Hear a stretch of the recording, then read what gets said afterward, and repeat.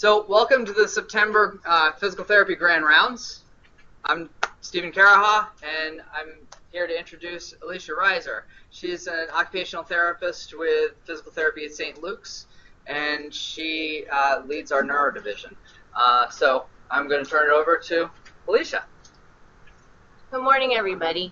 I'm really happy to see that there's a diverse group of you. There's doctors, there's athletic trainers, there's acute care, ARC people, so hopefully this isn't a repeat for some of you.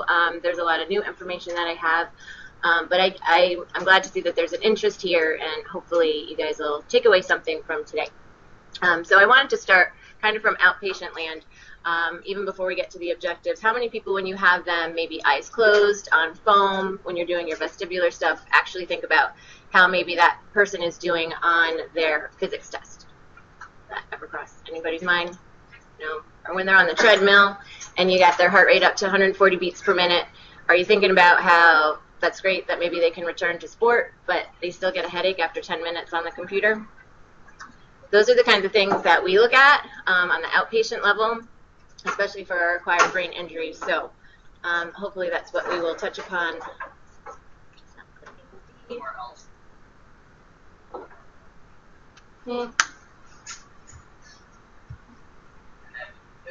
Then click it. Oh, so this is Steve's disclaimer, and that's that. So the objectives today are providers will identify the need for a referral to occupational therapy based on client complaints or symptoms and identify how occupational therapy can complement some of the vestibular interventions that you guys are already doing. Providers will identify acquired visual deficits impacting visual perceptual performance that we as OTs work on. Providers will identify further screening strategies not already implemented in current plans of care, and will demonstrate knowledge of what type of medical eye follow-up is recommended based on symptomatology.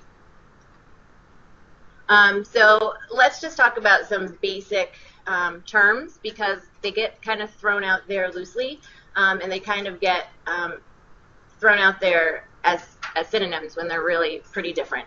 So eyesight, when we talk about eyesight, that's actually looking at the acuity. It's that 20/20 vision or that 2100 vision that most eye doctors do take a look at. But then there's vision. So that's the primary way we acquire information. So that's taking the information from our eyes and then sending it back to the occipital lobe, either magnocellular or paracellular, which we'll talk about in a little bit. But it alerts us to danger, pleasure. It enables those anticipatory actions, and it plans for situations and reactions. So that's how we interpret what we're actually seeing.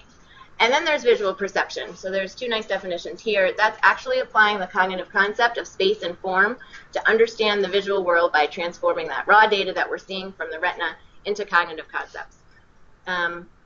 Bowen also says that it's that active processing of sensory input which interacts with higher level visual conceptual processing in order to interpret our environment. So this is how we make our decisions, again, based on what we're seeing. Okay, so these are always fun to do. Which do you see? Do you see the two faces, or do you see the vase in the middle, or do you see the, I think this is the old lady in the end. Okay. So why do we look at vision? Why is it important for us as occupational therapists to look at that? I know for our photo scores for outpatient, we do the dizziness handicap inventory sometimes. So those are all pretty much ADL tasks. You know, do you get dizzy when you're showering? Do you get dizzy when you're bending over, taking out dishes from the dishwasher, all those sorts of things. Reading is important to us, writing for all of our school-based therapists, play, school, and work. You know, can you perform at your job in school? Can you look board to table without getting dizzy, without getting a pulling sensation at your eyes? Driving. That's a huge cognitive component that involves a lot of visual input, things coming at us, reaction time, all those kinds of things. And then learning and memory, that cognition, that connection that we're going to hopefully try and make today. Okay. So AOTA gives a nice definition of what cognition is. Cognition includes functions related to information processing, including attention, memory, executive functioning, calculation ability, visual perception, praxis, that motor planning, and comprehension of formation of speech. Cognition is a fundamental determinant of that occupational performance of what we do every day, and also can influence that social participation and subjective well-being. A lot of our concussions are kind of hanging out at home. They're not habituating themselves. They're not going out into the environment. So, you know, then that impacts their social aspect of their life. So this neuroanatomy, what's the link between the eyes and the brain? So ocular motility, 90% of concussed individuals will have some sort of dysfunction with ocular motor movement. Impaired eye movements are linked to lesions or that axonal shearing, the injury of the ACR and the DLPFC, and the genu of the corpus callosum.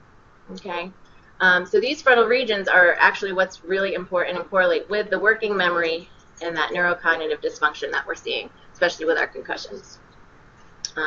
Think about any of those whiplash events where you're getting that hook-on-a-cue head thrust when they're coming, they're hitting their occipital lobe in the back, then they're hitting their frontal lobe, so then you're going to have all these kinds of memory and neurocognitive dysfunctions kind of displayed.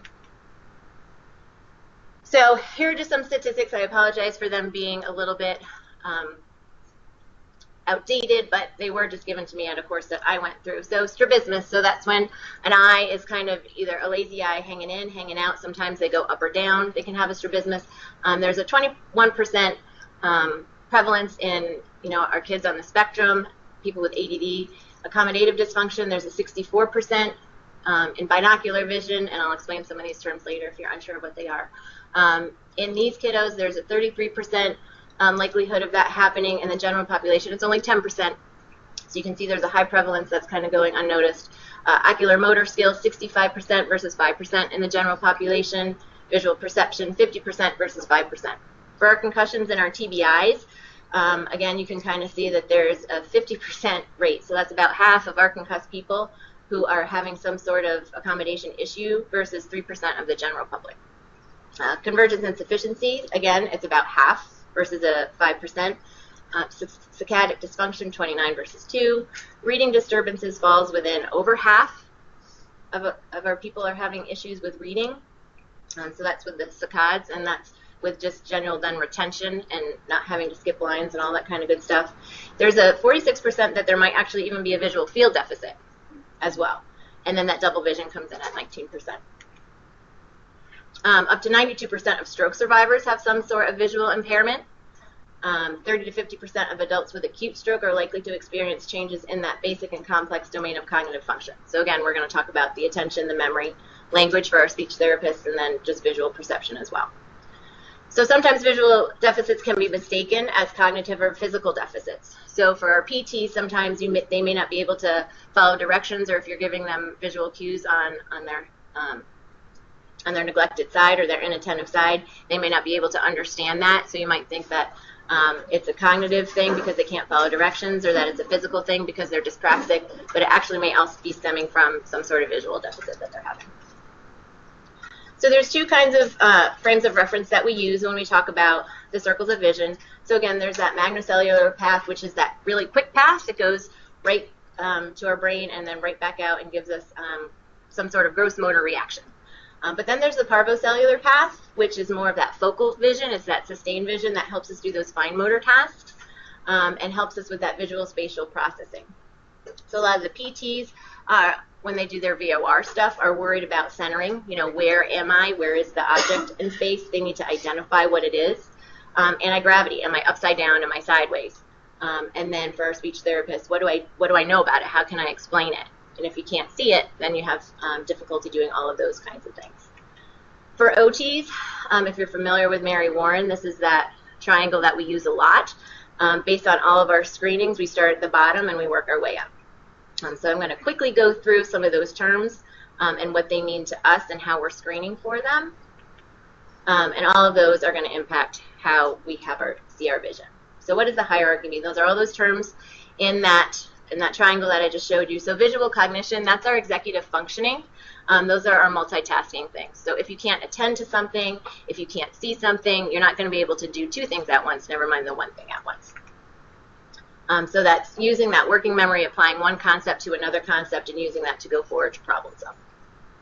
Visual memory, storing and retrieving that mental image. So for this one, I always say, when we sight read, we actually memorize that CAT, that order of words is spelling of cat, and then we can place that image in our mind's eye and remember that CAT means that it's a cat, and then we know what that is. So visual memory is remembering that order, that sequencing of letters and those sorts of things. Pattern recognition is identifying the salient object. So a lot of our CBAs and TBIs tend to be very general. So they may just say that those are two birds, they have a beak, they have feathers, but we would identify them, you know, comparing the colors, comparing the textures. Maybe one has longer feathers, we pay more attention to detail. So we want to think of that hierarchy, and we want to know that they work on all levels, kind of like splinter skills, you know, you can't do one without the other. So scanning is the ability of the fovea to fixate on an object. So you're going to be going left to right for the most part in a pattern, usually linear if you're going to be reading. Visual attention is a three-step cognitive process where you have to actually, you know, disengage from what you were looking at before, move to the next object that you're looking at or looking for, and then compare the two. So, for example, in this, you would want to say, you know, you have to find all of the hearts. So you go from one object, you'd fixate on it, then you would disengage, and then you would look and scan for another object. Then ocular motor control, visual field, visual acuity. This is the basis of everything that we kind of look at because these are our basic skills that we need. So we're going to look at the visual acuity. Are they 20/20? Are they 20/100? If they're at two different levels, if one eye is a 20/50 and the other eye is a 20/100, that's harder for the brain to process because it's trying to fuse those two images on top of each other. So we like them for all intents and purposes to be pretty close to the same acuity for each eye. Kind of with these new surgeries that they're doing where they have one far eye and one near eye kind of cataract surgery. Sometimes they're doing that so that they don't need glasses. That sometimes falls into trouble because then you've got one eye looking at a far distance and one eye looking at a near distance. Then we want to look at those visual fields. Is there a hemianopsia? Is there a scotoma, which is just a smaller blind spot that they have? Because obviously if you're not seeing something, your brain actually is really good at filling it in with previous memories. So it might think that it sees something, but it doesn't just because it's seen it before. And then we want to look at that ocular motor control. So I know a lot of the PTs are looking at this when they're testing for VOR kinds of reflexes and that kind of thing. They're looking at convergence, saccades, all those sorts of things. OTs look at it for a little bit of a different reason. So ocular motor control is affected by a disruption of that cranial nerve function or the disruption of the central nervous system. I'm going to talk about all these terms in a little bit, so we're just going to skip through that. So the primary changes after a brain injury, again, those are those three important things that I just talked about at the bottom of that triangle, that visual field, that visual acuity, and that control, so that we can have visual attention. You need to be able to have your eyes moving and moving together so that you can attend and understand what an object is. So OT screen for these deficits, and we identify the limitations in occupational performance. As occupational therapists, we're not really allowed to do vision therapy.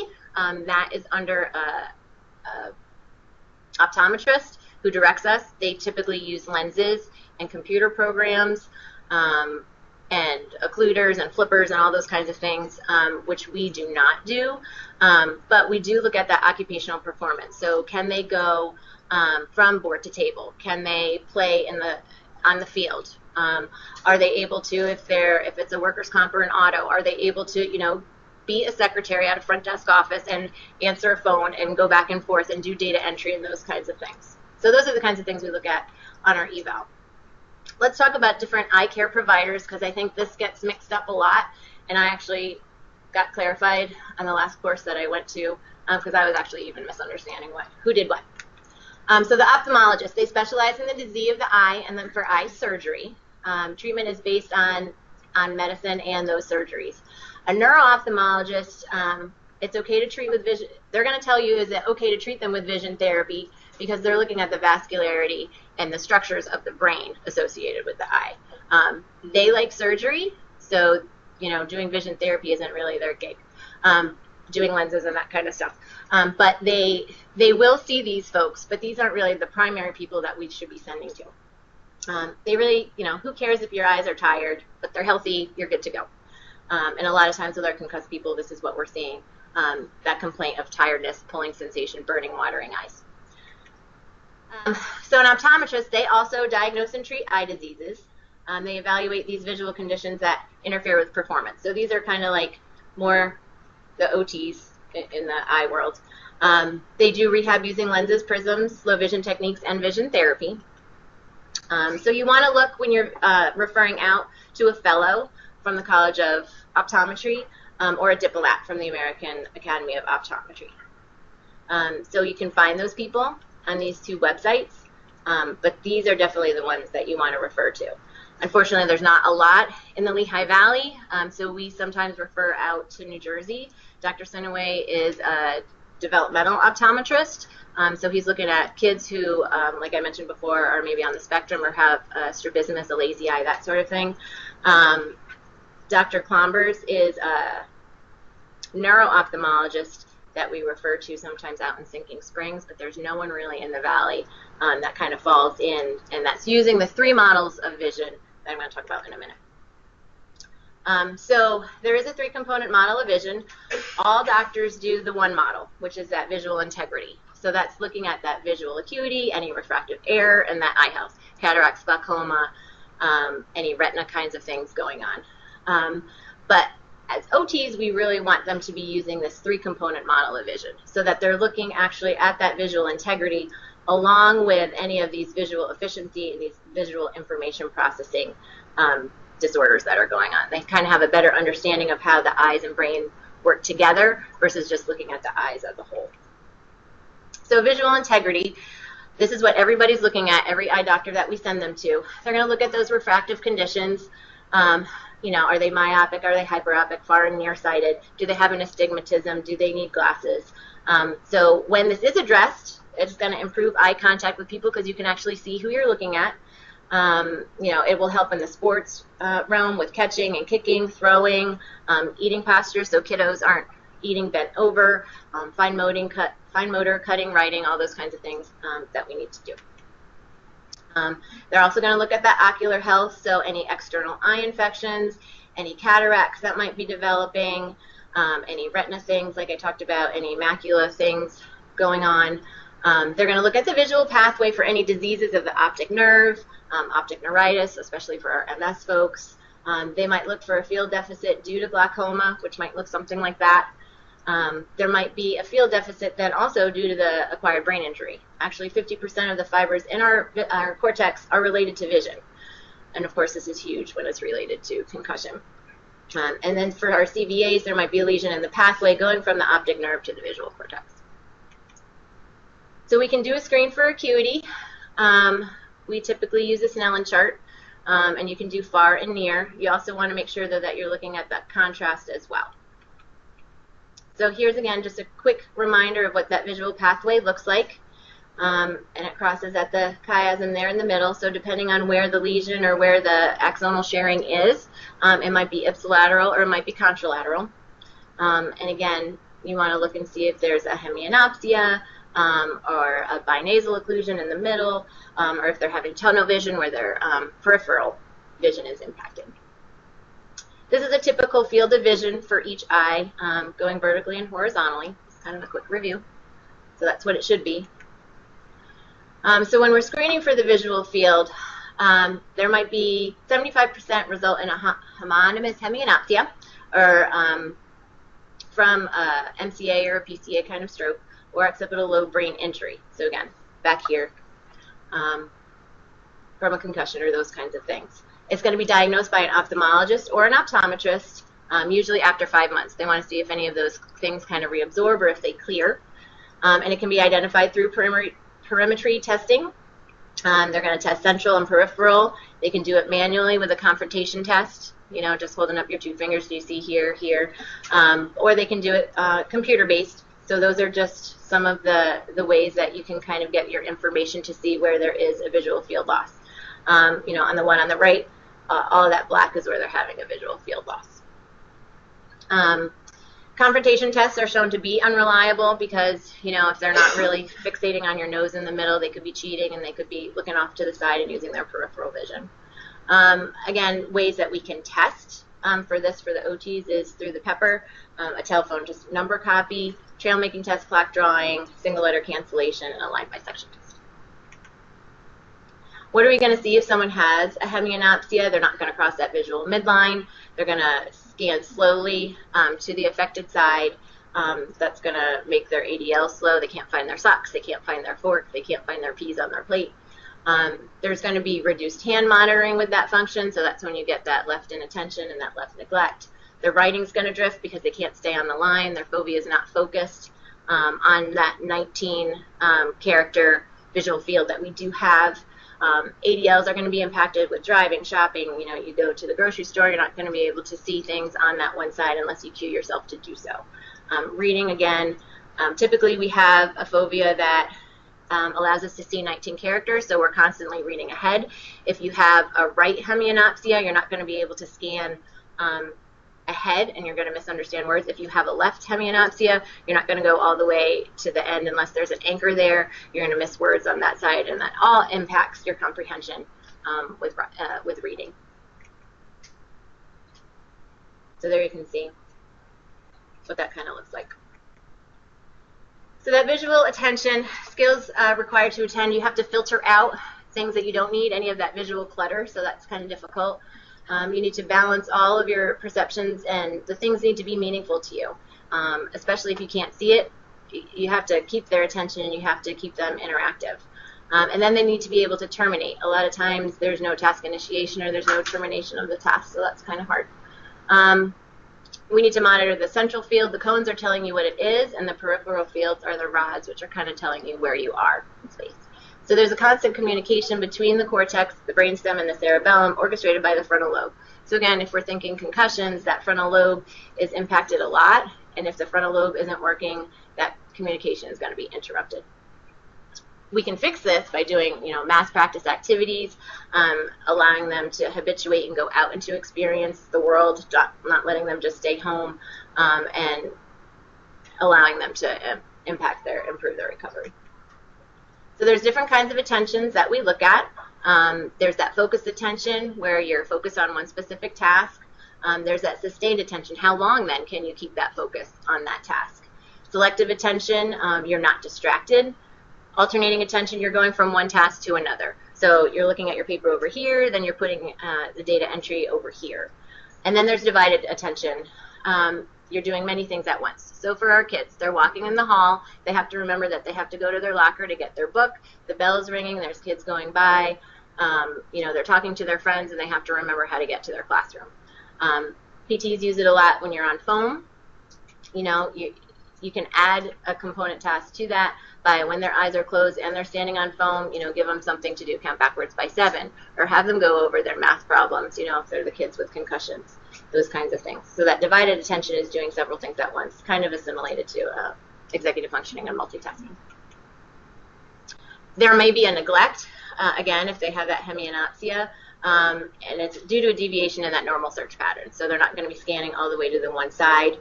They don't have any concept of space, and then that's going to have them lack insight into where their body is in space.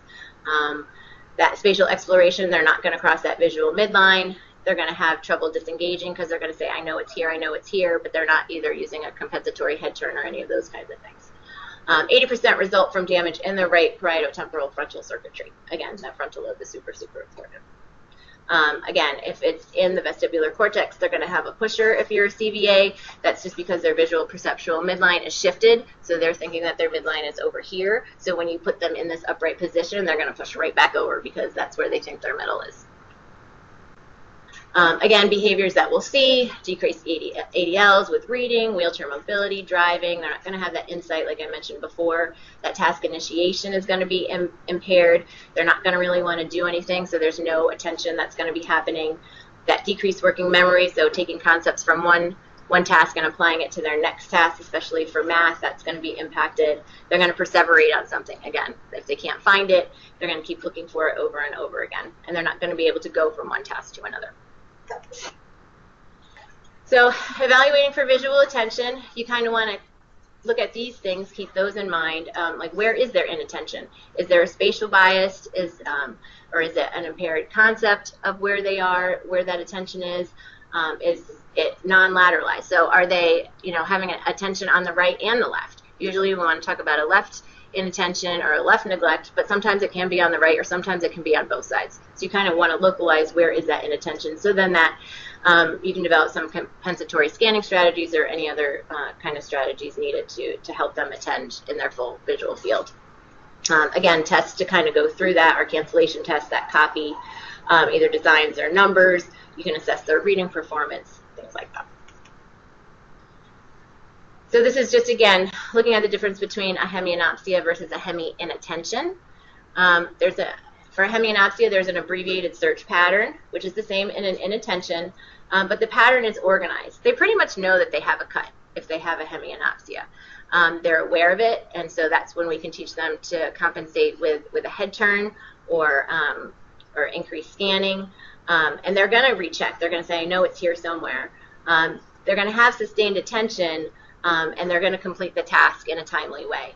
And you can cue them, and they will respond for that. But if it's an inattention, they don't really have that insight. They don't really know that they're looking for something, or if they forget what they're looking for. The pattern's pretty random, so they're not going to go scan in a linear way. They're just going to kind of look all over and just look in their field of vision.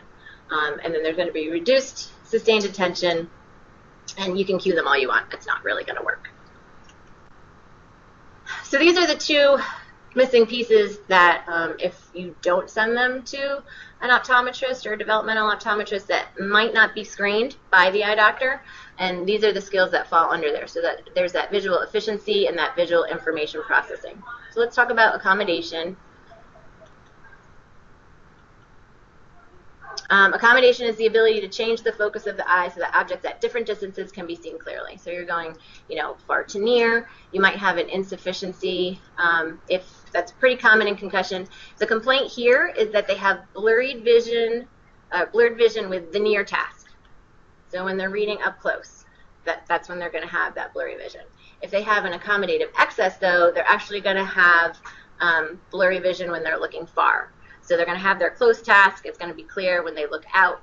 They're going to have that accommodative excess, kind of like with divergence. It's going to be delayed when looking up to focus at the board, with table work, and with computer usage. So this is going to happen a lot in school when they're going back and forth.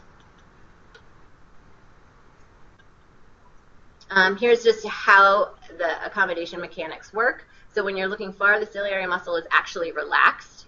And then when an object comes in, so when you're starting to converge, the lens is going to contract and it's going to get thicker so that it can focus on those nearer objects. Typically, in adult, this starts to thicken the lens once we hit about age 40. So that's why a lot of people start to need glasses at that time, just to kind of accommodate for the accommodation insufficiency. In pediatrics, it's actually more so due to a neuromuscular problem than the lens. It's because the ciliary muscle around the pupil is not contracted properly.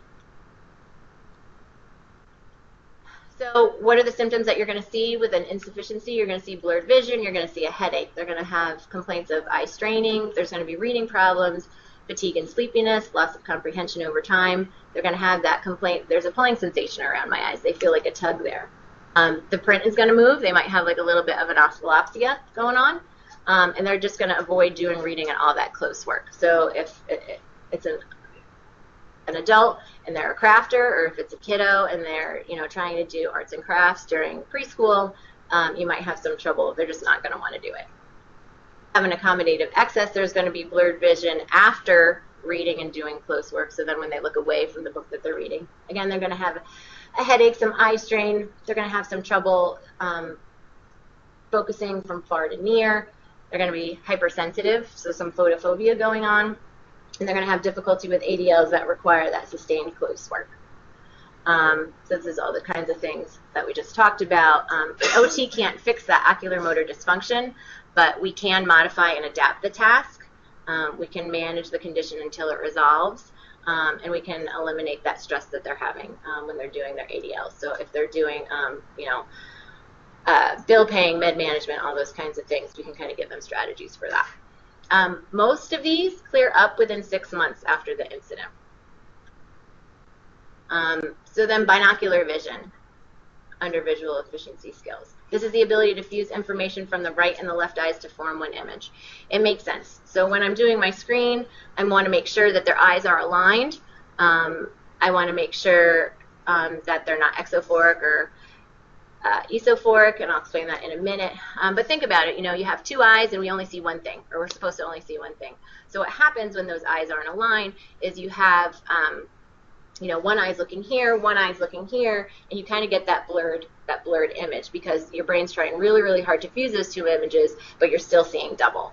So, and this is what I had said before, the eyes have to be aligned, but they also have to be pretty equal. So they have to be close to 20/20 in both eyes, or, even if they're both 20/50, that's still better than having one eye be 20/40 and one eye be 20/100, because that just makes it really hard for our brains to kind of fuse those two images and make it clear. So if there is a loss of alignment before age 6, the brain actually shuts that one eye off, and then they're never going to have double vision. So if you have someone who had a history of strabismus when they were younger, but their eyes are really malaligned, and you keep asking them, aren't you seeing double, aren't you seeing double? They're not, because most likely they've already suppressed that one visual tract. So how can it be corrected after an acquired brain injury? There can be a lens. They could do surgery. If the muscle is weak, they could do vision therapy, or they could patch. So the difference between atropia and aphoria: atropia is more of a strabismus that's maintained. So the eye, for an esotropia, the eye is turned in. For an exotropia, the eye is turned out. Hyper is up and hypo is down. It's measured in diopters. So we actually, if you say that you can see atropia, they're actually more than 15 diopters. Measure of unit, but if you're already seeing an esophoria or an exophoria, they're already significantly off in their alignment. Aphoria is just a tendency, so maybe for 75% of the day they can keep their eyes in midline, but when they're tired, so when you hear our people say by the end of the day, that's when I get my blurry vision, that's because they're tired and that muscle is getting fatigued, and it tends to turn out, or it tends to drift out, or it tends to turn in. It's not all the time. Sometimes this happens when we're doing our pursuit tests. Sometimes all of a sudden it gets stuck, and it comes back out. That's more of a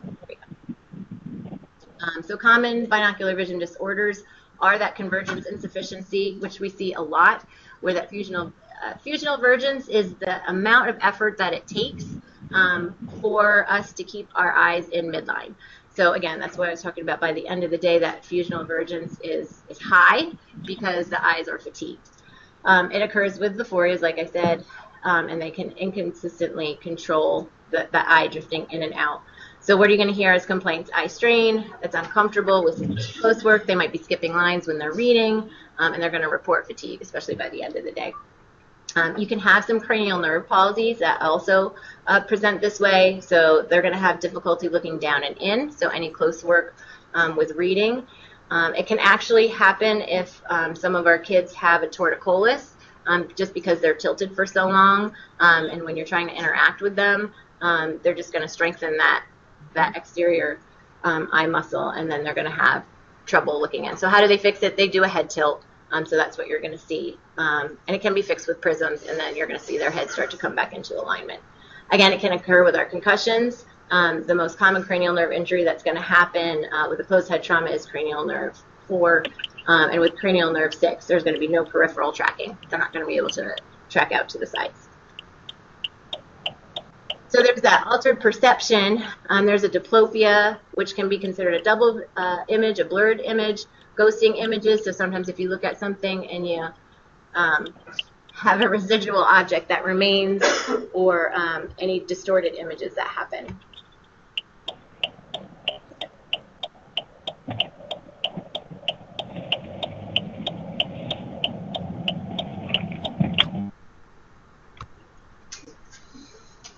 Okay. Good. And then there can be acquired paralytic strabismus as well, and that's going to be due to the paralysis of any of those cranial nerves listed there. Okay, so you're going to have your blurred vision or that double vision that's happening with that diplopia. How can we screen for that? You kind of want to keep in mind, is it with both eyes or is it just with one eye? Is it only happening when both eyes are open? Here, patching can be useful. Even when one eye shut, then you're going to have that monocular diplopia. Patching doesn't help here. Here is where you're going to have some surgery or those kinds of things, or some prisms. You want to screen where it is. Is it only in the periphery? We had one kiddo who only had double vision on the side. She actually wound up going to a neuro-ophthalmologist, and he wound up giving her a prism so that the lens was bent and shifted, or the light was bent and shifted into her visual field where she saw singularly, and then she didn't have any double vision anymore. So that was a nice fix for her. Again, are they compensating with a head tilt? Like if their head's in neutral, is that when they get their double vision? So you kind of have to look at some of those behaviors too. Patching, there can be a complete occlusion, but what's an issue with that is that it can lead then to just monocular vision, where they're just going to use that strong eye and result in eye fatigue and eye strain. So you have to kind of alternate that patch if that's what's going to be done. A lot of kids have poor compliance with that. No one wants to walk around and look like a pirate unless it's October. There's going to be decreased depth perception, again, because you're only using one eye, so that's going to increase our fall risks for our concussions. They've already either maybe had a fall already, so you don't want to increase that and have them do that again. And it's just going to maybe sometimes strengthen the ocular motor deficit of the weaker eye. Occlusion, we can do some taping. So you can kind of tape in the middle to force their peripheral vision, or you can tape on the periphery to kind of force convergence. But again, that should be done under the consent of a medical doctor. So here are some prisms. And again, they're going to be issued from an optometrist, and then we as OTs can use those during our functional performance tasks that we're doing with that. It's going to be used with aphoria, so when that eye tends to drift out, so that we can achieve fusion in a single image. Does anybody know whose eye that is? Hillary Clinton's when she had her concussion.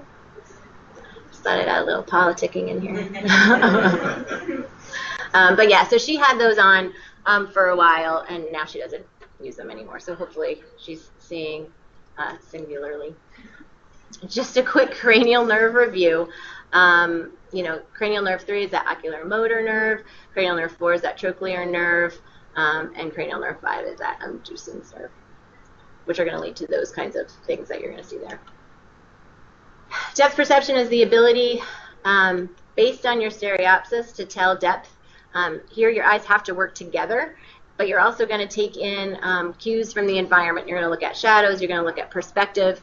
So again, if you're having some visual field deficits or some contrast sensitivities or any of those kinds of things, that's going to be hard. And again, you're going to increase your fall risk if your depth perception, especially on stairs, is not good. So we have to make sure that we're looking at that. Ocular motility, quick review on what these mean. Fixation, you're going to look at an object on command without looking away. So can you sustain that focus, right? Pursuits are following the path of a moving object.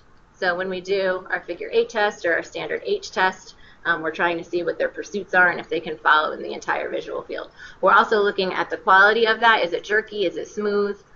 Those kinds of things. When we look at saccades, we're looking from one station object to another. So typically it's your look here, you're going to do your vertical plane, your horizontal plane, and then your diagonals. You're going to assess if there's a dysmetria. Are they undershooting? Are they overshooting? And because that's fatiguing then to the eye. If they're overshooting and then have to come back to an object, that's going to impact them on their reading. It's going to tire their eyes out. If they're undershooting and then have to rebound up to that target, that's also fatiguing then too. Then, of course, the PTs know about nystagmus, that involuntary rhythmic oscillation of one or both eyes. There is part of a normalcy to an end-range nystagmus, but again, we want to make sure that there's no other central signs that we're looking at. So there's different kinds of dysfunction then too with saccades. We want to look at the accuracy and speed. They're typically reduced relative to the norms when we have an acquired brain injury. It's going to interfere with reading quickly, comfortably. Like I said, if they're overshooting or undershooting, they're going to constantly be stuttering as they're scanning across the line trying to comprehend. And if that's the case, then they're not going to tend to it because it's harder for them to work with. saccades take up 10% of their reading time, and fixations are the other 90%. So there's a lot going on. So your eyes are actually only moving 10% of the time. You're actually fixating on the letter, we don't know it, every 200 to 250 milliseconds. So that's a pretty complex process. The average saccade, like I said, is 8 to 9 characters because of that fovea length.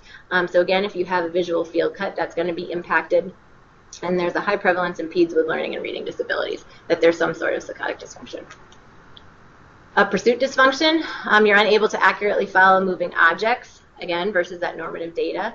This is really important for all of our sports people with return to play, but it's also important with our driving because things are coming at us. Obviously, we want to be able to understand what's coming at us in order to react to those kinds of things. So how can we screen for that binocularity? You can do a unilateral cover test. My screen is pretty cheap here. We have just a little Snellen chart here. We have a spoon from Panera. We have some pony beads on a shoelace, and then a pickup stick, a red pickup stick, and then a pen light. So you can screen for binocularity. Again, you want them to look far. You want them to look at an object about 10 feet away over your shoulder. You're going to cover one eye, see if the other eye shifts, reverse, do the other eye, and then go back and forth and alternate to see if there's any phorias that you can kind of notice. With the Brock string, you're going to have them hold the one end up to their nose. You're going to hold the other end, and you're just going to have them see if they're suppressing either far or near vision. So they're going to look at the bead. If it makes an X at that point, then they're in alignment. But if they only see a V coming out or a V coming in, they're suppressing the opposite. So if they see a V coming out, they're suppressing their near vision. So that's a problem. If they see a V coming in, then they're suppressing their far vision. We do a red-green fusion test. Oh, I forgot to show these. These are pretty cool. My green lens fell out, but these are awesome, right? So we have a red-green fusion test. And again, we come in with the pen light right about at the bridge of the nose, and we're going to see where they see that light split to a red and a green light, and that's going to tell us where they're converging. So diplopia should be really right at the tip of the nose, but within 2 inches is within normal limits. A lot of our concussed people are seeing double way out here. So that's obviously something that's going to show us that there's some sort of functional deficit that's going to happen. And then my pickup stick, again, you're going to kind of look here. You're going to bring it in kind of like a pencil push-up to see when they're converging. Again, they should be seeing double here, not way out here. Again, you want to use a thinner object just because it's harder to sustain that focus on there. Presentation, again, you're going to see headache, blurred vision, poor recall of what they've read, decreased reading time. This is really important for all of our students. So again, they might be okay on the treadmill running, with their heart rate up at 170, but if they're still having some trouble with looking at the board, taking notes, that auditory processing, multitasking, you're listening to the teacher, you're looking at the words, you're trying to remember how to spell it, you're in physics, you're trying to understand how there's letters and numbers working together, all of those kinds of things. It's a lot of process for these guys to go through. So then you're going to, especially in the sports, you're going to see some suppression here. Visual information skills, these are those higher level skills, those visual perceptual skills that we typically identify with. So we want to integrate those into those sensory modalities and those higher functions so that we can react accordingly, right? We want to duck when something's coming at us. So those visual spatial skills allow for proprioception, bilateral integration using both sides of the body, directionality, and laterality, knowing your right and your left, all those kinds of fun things. They're going to be a poor athlete, they're going to have trouble with rhythmic tasks, there's going to be lack of coordination, and they're going to have reversals with their letter copies and that kind of stuff. I'm going to really try and speed this along. I know I'm coming up on my time here. Again, visual analysis skills, it allows for us to analyze that visual information, identify those important features so we compare and contrast. They're going to present with trouble learning their ABCs, trouble in math class. They're going to mistake similar words. A lot of times homonyms get flip-flopped, so that's kind of a visual memory thing. Remembering which they're to use, remembering which you're to use. A lot of times those kind of get reversed. Visual motor skills, they're going to have trouble copying from the board. Their writing's going to be sloppier, so their visual motor integration is going to be off. They're going to have trouble with their writing assignments, poor test performance, and again, difficulty with math in columns. So anytime you have addition, multiplication, subtraction, and you're doing double numbers or above, that's going to be hard for some of these folks. Visual perception is that ability to discriminate one thing from another, so being able to tell what's the difference between a lowercase b and a lowercase d, what's the difference between a lowercase p and a lowercase q. There might be some reversals there as well with writing, so you want to be able to recognize those patterns. Like I was talking about before with the word cat, you actually memorize that C-A-T spells cat, and then you place an image on top of it so that you know what you're actually talking about. There's different kinds of memory that we look at. So there's declarative memory, semantic, the info that you hear or that you read. There's that episodic declarative memory, remembering what happened a couple minutes ago versus a couple weeks ago. Sometimes there's some temporal orientation problems that happen. They can't remember if it was yesterday or 5 minutes ago. There's implicit procedural memory. We have a gentleman right now. His praxis is off. He can't tie his shoe, but once you kind of show him, then he can kind of figure out how to do that. And then that working memory and that metacognition, again, like I said, is that executive functioning, thinking while you're thinking, and then applying that concept to something else. Those visual perceptual skills also include visual imagery, so any visual closure, any types of things where you're flipping the shape and still realizing that no matter if it's upside down or right side up, it's still a seahorse. Visual perceptual midline shift. At a lot of our outpatient facilities, we have a biodex unit. At 8th Avenue, we have a Neurocom Smart Balance, which kind of tells you if you're shifted to one side or another. As OTs, this is a little quicker to do, and it usually is 90% accurate with what those results are showing. You just want to take your finger and have them keep their head in midline. They're going to track it across their face. Tell them when you think it's right in front of their nose. Sometimes they're shifted off to the one side, or they're shifted up and down. So that might present then as them walking into doorways on one side. If they're shifted over to the one side, they might present with a head tilt up or a head tilt down, so that they're kind of feeling that visual midline, even though they're not in that midline. So we've created this nice little form that hopefully all of our outpatient clinics are using, and it kind of guides us to say, are we going to send them to speech therapy if they're having some of these problems, or are we going to keep them with OT? If it's visually based, we usually keep them with OT. If there's some word finding memory things, then we'll kind of send them over to speech. Sometimes it's all three.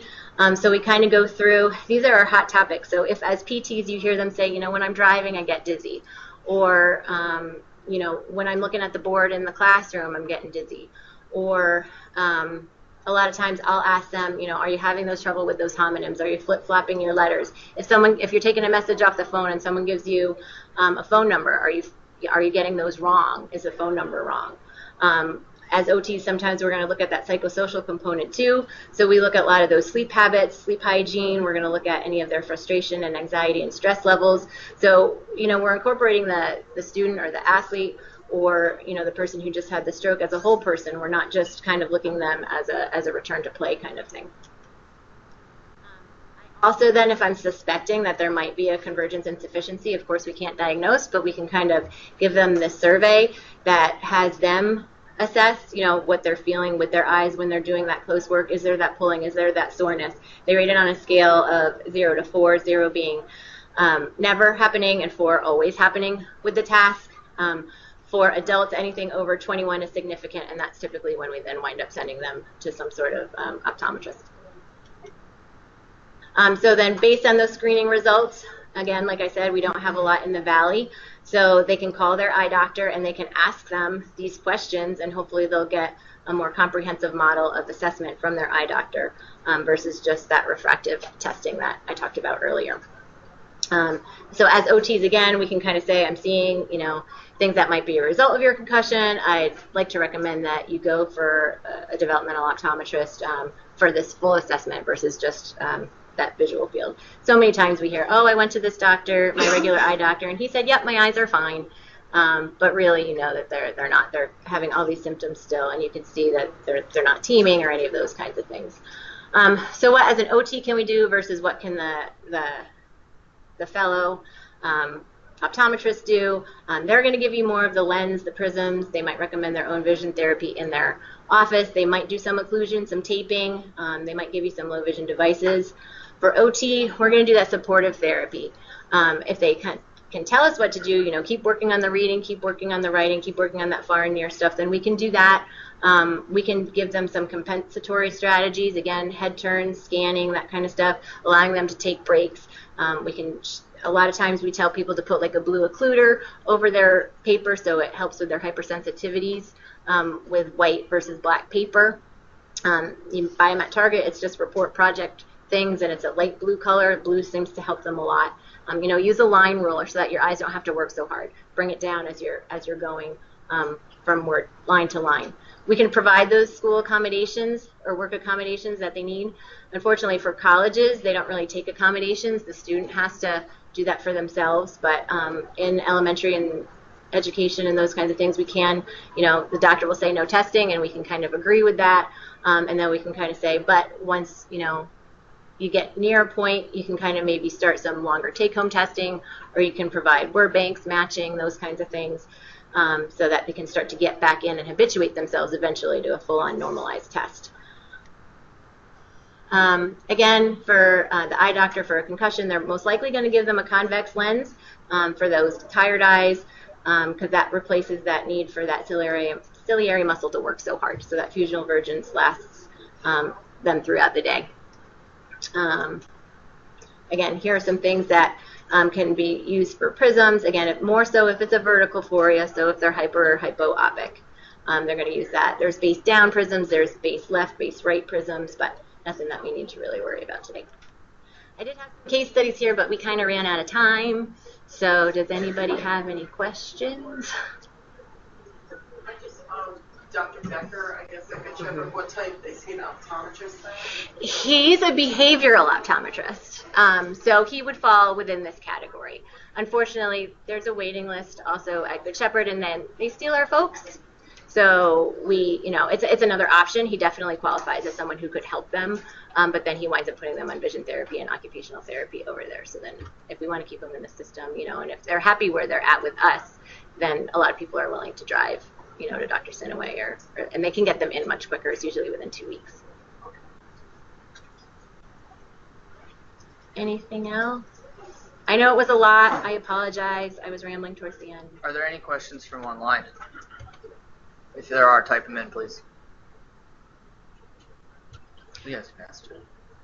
So hopefully this just kind of gives you some insight as to how OT can help your folks, either, you know, especially for the trainers, if they start complaining about schoolwork and that kind of stuff. If you guys think that they might need some more of the cognitive portion of it. For PTs, think about some things, you know, again, as they're complaining, as they're going through their vestibular stuff, do they need to come to OT? For the docs, I think you kind of know what we're doing. So hopefully we're doing things correctly and helping your folks out. So anything else? Thank you all for coming. Steve said 14 people. This is a lot more than that.